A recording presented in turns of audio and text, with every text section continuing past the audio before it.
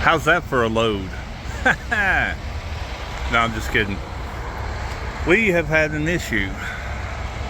This truck over here on the right side of the screen came around to exit. There was a truck parked along there at the time and slammed her tandem wheels into my trailer. It pushed me. It shifted the load, so we're waiting for a crane now. It did that to the load. And it pushed me.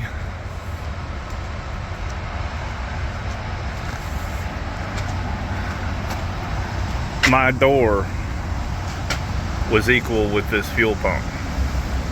Because I wasn't getting fuel, I didn't line up with my fuel door. I just pulled in to use the restroom and get the coffee refill. The Flying J over there was backed out to the road. So in an effort to save time, I pulled over here across the street. And now I'm waiting for a crane. All right. What's up, internet? How y'all doing today? I'm at home, obviously. It's been a nice little Christmas break. And I'm freaking the cow. Never mind the trash can. We got hay that it was been so muddy we weren't actually able to get the hay back to where we liked it to be. So we just left it on the trailer and they came up, and if you'll notice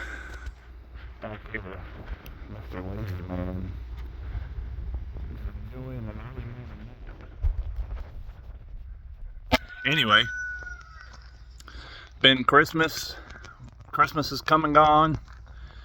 Got my truck serviced. I've been home a little longer than I'd wanted to. I was in Austin, Texas. I got a load from San Antonio to Nashville, and that was on Wednesday, the week before Christmas. And since their goal is to get me close to home, my original home date was to start Friday, deliver Friday morning, but they're like, you know, you're not going to get any closer than this, so we'll just send you home on Wednesday. So this is the Saturday after Christmas. I'm leaving out after, well, to about 3 a.m. Monday morning. So I'm going to sleep here tonight and sleep here tomorrow night, and then I'm out and about. And it's time to get busy. I want to take a second here. We did get the disaster prevention kit installed. For those that don't know, the CP4 pump is pretty known that it's not, if it explodes and puts $13,000-$14,000 worth of damage in your truck, it's when it will. So the aftermarket, they have these disaster prevention kits, and when your CP4 pump blows, what this will do is catch all the metal shards from entering and circulating through your whole fuel system. So Thanksgiving break, we got the Banks Ram Air. That's working pretty good. I haven't carried a lot of heavy loads. That's really more of a horsepower thing. The engine's, it's running maybe a degree or two cooler, nothing big. The fuel mileage hasn't really gone up or down, but like I said, since I installed that, I haven't really carried anything heavy. And I also haven't been back to the mountains. As soon as I got this in, it's been flat and light. So nothing to report on that so far. Nothing's gotten worse, that's for sure, but I'll probably be able to tell with the air intake once I get under a heavy load. But this trip home, I got the disaster prevention kit. Next trip home is I'm gonna go ahead and change the fluids in the front and rear differential and the transfer case, and you know, just every time I come home, do something. I need to get some 14 ply tires. I'm wanting to get 14 ply tires on my trailer. It came with 10 ply tires. They're doing okay, but that's because I think it's because I have enough experience to know how to really just pamper those tires and take really good care of them. That in combination with the fact that I haven't been carrying super heavy loads, which probably also helps. But it's time to clean out the truck. Don't think less of me, but this is what I got home with the truck looking like. So I don't go overly out of my way to keep things spotless clean. What I do is avoid filth. Like I'm not gonna find any rotten food down in there. It's all gonna be dry trash. But also I don't go out of my way to, spend an hour a day keeping this thing in mint condition. Everything looks good under here on both sides. I'm gonna take that pillow's being retired after 10 weeks in service, and I'm gonna wash the sheets. So I'm gonna pull everything out. This I will wipe down. I'll wipe down everything, get it all prepped, because I'm really ready to kind of go out there and hit it. Having 6-week run and 1 week off was cool, but then with the short time between Thanksgiving and Christmas, it wasn't enough time for me to cash back up properly, which I'm doing all right, but I just don't have as much of a cushion as I'd like for operation capital. So I'm heading out with enough fuel. So since I didn't work but half a week last week, this week I got half a paycheck, and then I didn't work at all this week. So next Friday I won't get any paycheck. So that'll be the second week in January before I get any more income. So I've got to run on my own fuel until then. There's my heater. I plug that in to the battery bank and set it up there between the two seats on that console. And then when I sleep at night, this sleeping bag is amazing. I'm pretty sure I just got it at Walmart. It's a winter rated sleeping bag. I don't even think it was expensive. I don't even think it was even $100, probably like 60, 70 bucks. But that thing keeps me extra warm all night long as I stay under it and wear a stocking cap. I wear my stocking caps to bed. But with that stocking cap and that sleeping bag, then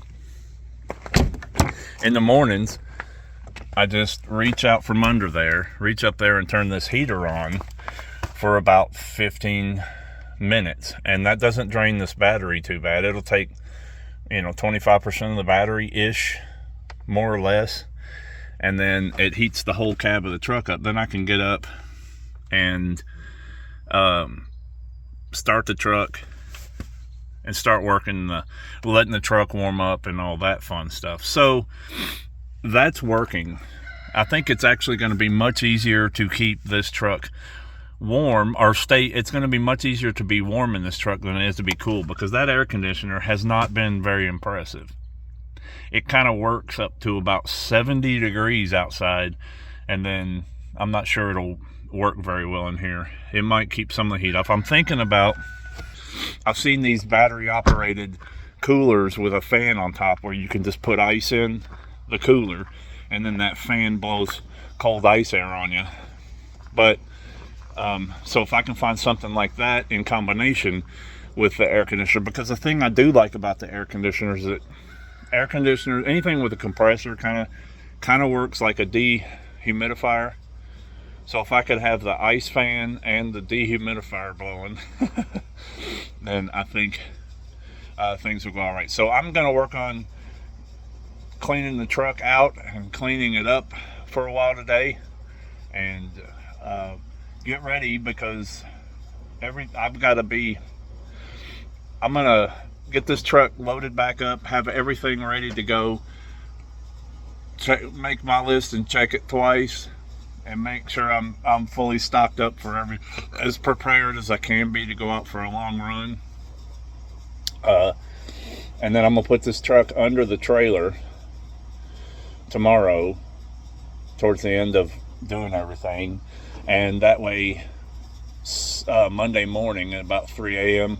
I can just get dropped off at the truck, do my pre-trip, and get going. I've got to go pick up. I'm northeast of Nashville. I've got to go pick up about probably an hour east of Memphis, heading to Texas. So I'm going to get everything squared away, enjoy my last day. My new schedule, I'm pretty sure, the way it stands right now, I have my mechanic appointment on Thursday, the last Thursday of January. So what I think I'm going to do is I'm going to run all of January. I'm going to come home and deliver Wednesday morning, the last Wednesday of January. Drop my truck off, have it maintenanced. I'll have Thursday, Friday, Saturday, and Sunday. I'm just going to take off 4 days, because these, if you get home on the weekend, the 7 days turns into 9, and I can't, in 9 days, if you go out, come home, the schedule they suggest is home out 3 in 1. Well, that's 12 weeks, which is 3 months. That's a quarter of the year not working. And if you actually add the extra 2 days onto each of those, we're looking at, I guess, whatever that is, that's 9 times 12, 99, 100, 108 days.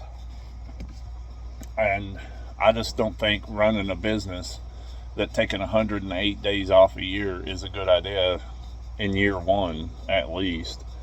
So I'm going to start taking partial weeks.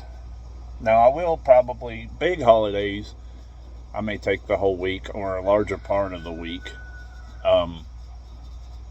But, I'm itching to get out there right now. I've been home too long. It just physically have been sitting around too much, just waiting. I mean, I enjoy time home with the family, and I've gotten to have quite a bit of that. I've gotten to see all my family, and we had a wonderful Christmas and all that, but it's just these midweek Christmases and midweek New Year's, those really throw a wrench in things. So I got to try to get to Texas and get unloaded as quickly as I can on Tuesday morning, because it's going to be hard to get a load after lunch on New Year's Eve. And we're looking for a big long one so that I got something to do, because,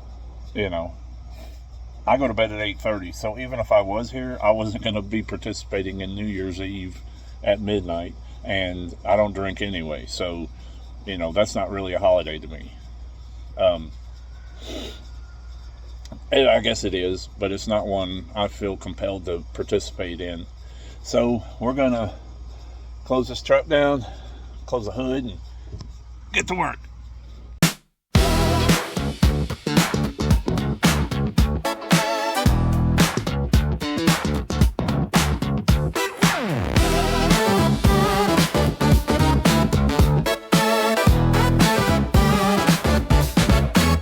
He's got a rig that shakes the road, a smile that's always locked and loaded, big fuzzies rolling, watch him go, but where, nobody knows. He's swerving left, he's swerving right, chaos in his rearview light. Big fuzzy, living life by the seat of his jeans. Big fuzzy, turning mishaps into crazy scenes. Big fuzzy, the king of accidental dreams, all in trouble, riding clean.